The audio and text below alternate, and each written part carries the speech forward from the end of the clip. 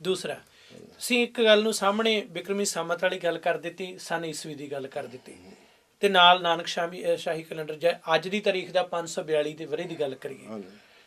ਹੁਣ ਸਵਾਲ ਹੈ ਕਿ ਜਦੋਂ ਗੁਰੂ ਗੋਬਿੰਦ ਸਿੰਘ ਜੀ ਦੇ ਪ੍ਰਕਾਸ਼ ਦਿਹਾੜੇ ਤੇ ਆਪਾਂ ਆਈਏ ਜੀ, ਇੱਕ ਪਾਸੇ ਪੋਹ ਸੁਦੀ 7ਵੀਂ ਪ੍ਰਚਲਿਤ ਲਫ਼ਜ਼ ਹੈ ਜੀ, ਇੱਕ ਪਾਸੇ 21 ਪੋਹ ਦਾ ਪ੍ਰਚਲਿਤ ਹੈ, ਬਿਲਕੁਲ ਇੱਕ ਪਾਸੇ ਹਾਂਜੀ 23 ਪੋਹ ਜੀ, ਇੱਕ ਪਾਸੇ 23 ਪੋਹ ਦਾ ਪ੍ਰਚਲਿਤ ਹੈ, ਇੱਕ ਪਾਸੇ ਸਦੀ ਬੁੱਧੀ ਜਿਹੜੇ ਦੋਨੇ ਉਹ ਚੱਲਦੇ ਨੇ, ਤੇ ਇੱਕ ਪਾਸੇ ਜਿਹੜੀ ਤਰੀਕ 5 ਜਨਵਰੀ ਉਹ ਆ ਗਈ ਹੈ।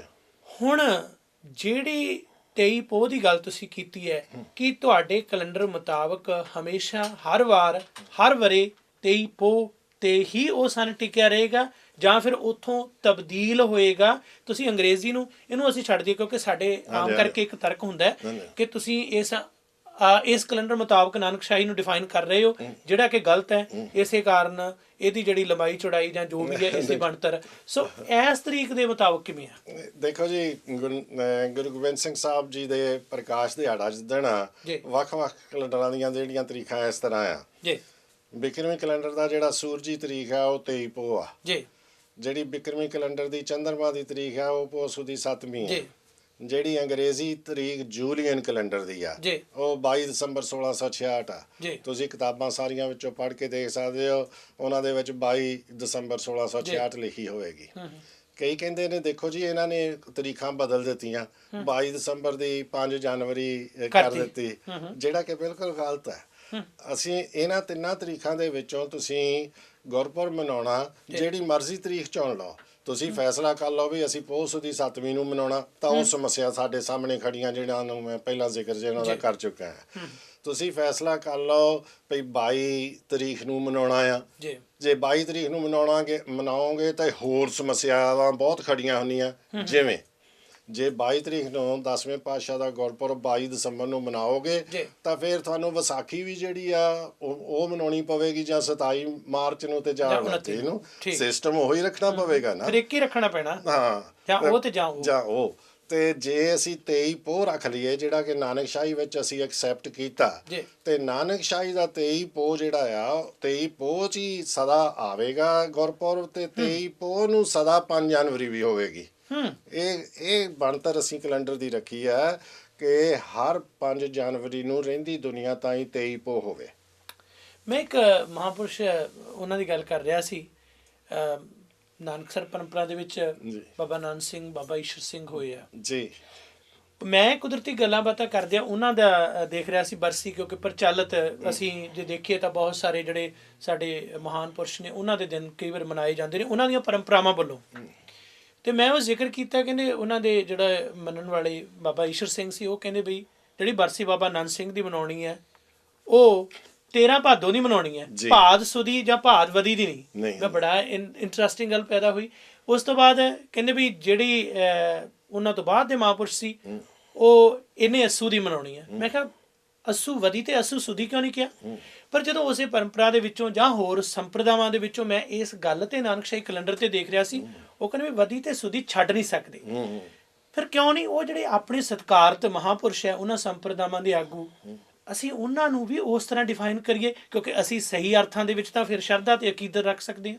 ਨਹੀਂ, ਉਹਨਾਂ ਨੇ ਆਪਣੇ ਮਹਾਂਪੁਰਖਾਂ ਦੇ ਤਾਂ ਦਿਹਾੜੇ ਜਿਹੜੇ ਆ ਉਹ ਸੂਰਜੀ ਕੈਲੰਡਰ ਦੇ ਮੁਤਾਬਕ ਇੰਨੇ ਚੇਤ ਤੇ ਇੰਨੇ ਅੱਸੂ ਦੀ ਕਰ ਲਈ, ਤੇ ਉਹ ਦੂਸਰੇ ਪਾਸੇ ਉਹ ਕਹਿੰਦੇ ਨੇ ਵੀ ਅਸੀਂ ਸੁਦੀ ਵਦੀ ਨਹੀਂ ਛੱਡ ਸਕਦੇ। ਤੇ ਮੈਂ ਆਪ ਨਾਲ ਬਹੁਤ ਇੱਕ ਇੰਟਰਸਟਿੰਗ ਗੱਲ ਸਾਂਝੀ ਕਰਨੀ ਚਾਹੁੰਦਾ।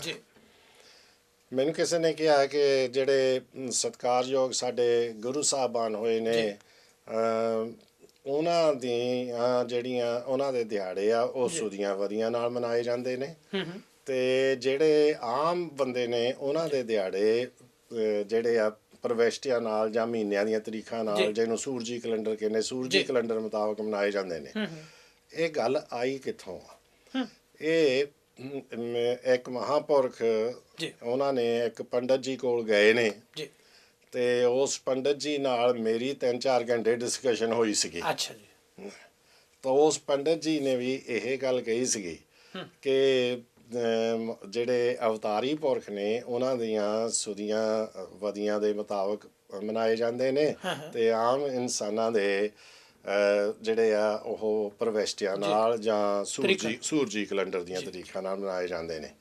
ਤੇ ਮੈਂ ਉਹਨਾਂ ਨੂੰ ਉੱਥੇ ਸਵਾਲ ਕੀਤਾ ਸੀ, ਸਵਾਲ ਆਇਆ ਸੀਗਾ ਕ੍ਰਿਸ਼ਨ ਮਹਾਰਾਜ ਦੀ ਜਨਮ ਅਸ਼ਟਮੀ ਦਾ। ਮੈਂ ਉਹਨਾਂ ਨੂੰ ਉੱਥੇ ਸਵਾਲ ਕੀਤਾ ਸੀਗਾ ਕਿ ਪੰਡਿਤ ਜੀ ਕਿ ਕ੍ਰਿਸ਼ਨ ਮਹਾਰਾਜ ਕਹਿ ਕੇ ਗਏ ਸਨ ਕਿ ਸਾਡਾ ਜਿਹੜਾ ਆ ਪ੍ਰਕਾਸ਼ ਦਿਹਾੜਾ ਜਾਂ ਜਨਮ ਦਿਹਾੜਾ ਭਾਦੋਂ ਸੁਦੀ ਅਸ਼ਟਮੀ ਦਾ ਮਨਾਇਆ ਜਾਵੇ। ਹਾਂਜੀ, ਤੇ ਭਾਦੋਂ ਦੀ ਅਸ਼ਟਮੀ ਦਾ ਮਨਾਇਆ ਜਾਵੇ ਤੇ ਜਾਂ ਭਾਦੋਂ ਵਦੀ ਅਸ਼ਟਮੀ, ਹਾਂਜੀ, ਤੇ ਅਸ਼ਟਮੀ ਦਾ ਮਨਾਇਆ ਜਾਵੇ ਕਿ ਤੁਸੀਂ ਫੈਸਲਾ ਕੀਤਾ ਹੈ। ਮੈਂ ਕਿਹਾ ਜੇ ਤਾਂ ਇਹ ਪੰਡਿਤ ਜਨਾਂ ਨੇ ਫੈਸਲਾ ਕੀਤਾ ਹੈ ਤੇ ਪੰਡਿਤ ਜਨ ਬਦਲ ਵੀ ਸਕਦੇ ਨੇ। ਜੇ ਅਵਤਾਰੀ ਪੁਰਖ ਨੇ ਖੁਦ ਫੈਸਲਾ ਕੀਤਾ ਤਾਂ ਇਹ ਅਟਾਲਾ, ਇਹਨੂੰ ਨਹੀਂ ਬਦਲਿਆ ਜਾ ਸਕਦਾ। ਇਸ ਗੱਲ ਦਾ ਉਹਨਾਂ ਨੂੰ ਜਵਾਬ ਨਹੀਂ ਸੀ ਫਿਰ ਦਿੱਤਾ। ਇਹ ਬਿਲਕੁਲ ਜਿਹੜੀ ਗੱਲ ਆ, ਮੇਰਾ ਜਵਾਬ ਇਹ ਆ ਕਿ ਜਿੰਨੀਆਂ ਵੀ ਤਰੀਕਾਂ ਨਿਸ਼ਚਿਤ ਕੀਤੀਆਂ, ਇਹ ਜਿਹੜੀਆਂ ਗੱਲਾਂ ਬਾਤਾਂ ਇਹ ਸਾਰੀਆਂ ਸਾਡੀਆਂ ਹੀ ਫਿਕਸ ਕੀਤੀਆਂ ਨਾ। ਤੇ ਅਸੀਂ ਆਪਾਂ ਜਿਹੜੀ ਉਸ ਤੇ ਰਿਵਿਊ ਵੀ ਉਸ ਨੂੰ ਕਰ ਸਕਦੇ ਹਾਂ। ਸਦਾ ਹੀ ਰਿਵਿਊ ਹੁੰਦੀ ਰਹੀ ਆ। ਹੁਣ ਰਿਵਿਊ ਦੀ ਤੁਸੀਂ ਗੱਲ ਕੀਤੀ ਹੈ, ਨਾਨਕਸ਼ਾਹੀ ਕੈਲੰਡਰ 2003 ਦੇ ਵਿੱਚ ਲਾਗੂ ਕੀਤਾ ਗਿਆ। ਤੁਸੀਂ ਦੱਸਿਆ ਕਿ 98 ਦੇ ਵਿੱਚ ਜਦੋਂ ਬਜਟ ਸੈਸ਼ਨ ਦੇ ਵਿੱਚ ਪੇਸ਼ ਕੀਤਾ ਗਿਆ ਤਾਂ ਉਹ ਪ੍ਰੈਜ਼ੈਂਟ ਕੀਤਾ ਗਿਆ ਜਥੇਦਾਰ ਅਕਾਲ ਤਖਤ ਭਾਈ ਰਣਜੀਤ ਸਿੰਘ ਹੋਰਾਂ ਨੂੰ। 2003 ਦੇ ਵਿੱਚ ਲਾਗੂ ਜਦੋਂ ਕੀਤਾ, ਉਸ ਸਮੇਂ ਅਕਾਲ ਤਖਤ ਸਾਹਿਬ ਦੇ ਜਥੇਦਾਰ ਕੌਣ ਸੀ ਤੇ ਉਹ ਉਸ ਦੇ ਵਿੱਚ ਜਿਸ ਤਰ੍ਹਾਂ ਉਸ ਨੂੰ ਪ੍ਰਵਾਨ ਕੀਤਾ ਗਿਆ ਤੇ ਸ਼੍ਰੋਮਣੀ ਕਮੇਟੀ ਜਾਂ ਜਿਹੜੀਆਂ ਇਹੋ ਜਿਹੀਆਂ ਪ੍ਰਾਈਮ ਸੰਸਥਾਵਾਂ ਸਨ ਉਹਨਾਂ ਦਾ ਕੀ ਰੋਲ ਸੀ? ਦੇਖੋ ਜੀ, ਉਸ ਵੇਲੇ ਸਭ ਨੂੰ ਪਤਾ ਹੈ ਸਰਦਾਰ ਜੋਗਿੰਦਰ ਸਿੰਘ ਵੇਦਾਂਤੀ ਜੀ ਉਸ ਵੇਲੇ ਸ੍ਰੀ ਅਕਾਲ ਤਖਤ ਸਾਹਿਬ ਦੇ ਜਥੇਦਾਰ ਸਨ ਤੇ ਪ੍ਰੋਫੈਸਰ ਬੰਡੂੰਗਰ ਸਾਹਿਬ ਪ੍ਰਧਾਨ ਸਨ ਸ਼੍ਰੋਮਣੀ ਗੁਰਦੁਆਰਾ ਪ੍ਰਬੰਧਕ ਕਮੇਟੀ ਦੇ। ਵੇਦਾਂਤੀ ਜੀ ਨੇ 11 ਮੈਂਬਰੀ ਕਮੇਟੀ ਬਣਾਈ ਸੀਗੀ। ਪੰਥ ਵੱਲੋਂ ਬਹੁਤ ਆਵਾਜ਼ ਆ ਰਹੀ ਸੀ ਕਿ ਨਾਨਕਸ਼ਾਹੀ ਕੈਲੰਡਰ ਵਾਸਤੇ ਬਾਰੇ ਕੋਈ ਨਿਰਣਾ ਲਿਆ ਜਾਵੇ, ਖਾਸ ਕਰਕੇ ਆਪਣੇ ਵਿਦੇਸ਼ਾਂ ਦੇ ਵਿੱਚੋਂ। ਤੇ ਉਹਨਾਂ ਨੇ ਉਹ ਕਮੇਟੀ ਬਣਾਈ। ਉਸ ਕਮੇਟੀ ਦੇ ਵਿੱਚ 5-6 ਤਾਂ PhD ਡਾਕਟਰ ਸਾਹਿਬਾਨ ਸਨ। ਇਤਿਹਾਸ ਦੇ ਸਭ ਸਿਰਮੌਰ ਸਾਡੇ ਡਾਕਟਰ ਕਿਰਪਾਲ ਸਿੰਘ ਉਸ ਕਮੇਟੀ ਦੇ ਮੈਂਬਰ ਸਨ। ਡਾਕਟਰ ਜੋਤ ਸਿੰਘ ਹੋਣੀ ਮੈਂਬਰ ਸਨ। ਸੋ ਵਿਦਵਾਨ ਮੈਂਬਰ ਸਨ। ਕੋਈ ਆਮ ਮਤਲਬ ਜਿਨ੍ਹਾਂ ਨੂੰ ਕੋਈ ਵਿਸ਼ੇ ਦੀ ਨੌਲੇਜ ਨਾ ਹੋਵੇ ਉਹ ਨਹੀਂ ਸਨ। ਸੋ ਉਹਨਾਂ ਦੇ ਡਿਸਕਸ਼ਨਸ, ਕਈ ਮੀਟਿੰਗਾਂ ਹੋਈਆਂ। ਮੀਟਿੰਗਾਂ ਦੇ ਵਿੱਚ ਫਿਰ 28 ਮਾਰਚ 2003 ਨੂੰ ਇੱਕ ਵਿਸ਼ਾਲ ਮੀਟਿੰਗ ਹੋਈ ਜਿਸ ਦੇ ਵਿੱਚ ਬਹੁਤ ਸਾਰੀਆਂ ਸੰਸਥਾਵਾਂ ਆਈਆਂ ਤੇ ਉਹਨਾਂ ਨੇ ਫਿਰ ਇਹ ਪਾਸ ਕੀਤਾ ਕੈਲੰਡਰ 2003 ਦੇ ਵਿੱਚ। ਤੇ ਉਸ ਦਿਨ ਵੇਦਾਂਤੀ ਸਾਹਿਬ ਨੇ ਆਪਣੇ ਵੱਲੋਂ ਚਿੱਠੀ ਲਿਖੀ। ਉਸ ਵੱਡੀ ਮੀਟਿੰਗ ਦੇ ਵਿੱਚ ਆਪਣੇ ਜਥੇਦਾਰ ਆਨੰਦਗੜ੍ਹ ਸਾਹਿਬ ਵੀ ਸਨ, ਜਥੇਦਾਰ ਤਰਲੋਚਨ ਸਿੰਘ ਵੀ ਸਨ, ਹਾਂਜੀ, ਤੇ ਹੋਰ ਬਹੁਤ ਸੰਸਥਾਵਾਂ ਦੇ ਮੈਂਬਰ ਸਨ। ਦਿੱਲੀ ਗੁਰਦੁਆਰਾ ਪ੍ਰਬੰਧਕ ਕਮੇਟੀ ਦੇ ਨੁਮਾਇੰਦੇ ਸੀ। ਤੇ ਉਹਨਾਂ ਸਾਰਿਆਂ ਦੀ ਲਿਸਟ ਹੈਗੀ ਉਸ ਜਿਹੜਾ ਕੈਲੰਡਰ ਛਪਿਆ, ਪ੍ਰਵਾਨ ਹੋਇਆ। ਤੇ ਦੂਸਰੇ ਦਿਨ ਫਿਰ ਸ਼੍ਰੋਮਣੀ ਗੁਰਦੁਆਰਾ ਪ੍ਰਬੰਧਕ ਕਮੇਟੀ ਦਾ ਬਜਟ ਸੈਸ਼ਨ ਸੀ। ਉਸ ਦੇ ਵਿੱਚ ਰੈਜ਼ੋਲੂਸ਼ਨ ਰਾਹੀਂ ਇਸ ਕੈਲੰਡਰ ਨੂੰ ਪ੍ਰਵਾਨ ਕੀਤਾ ਗਿਆ ਤੇ ਇਸ ਨੂੰ ਇੰਪਲੀਮੈਂਟ ਕੀਤਾ ਗਿਆ।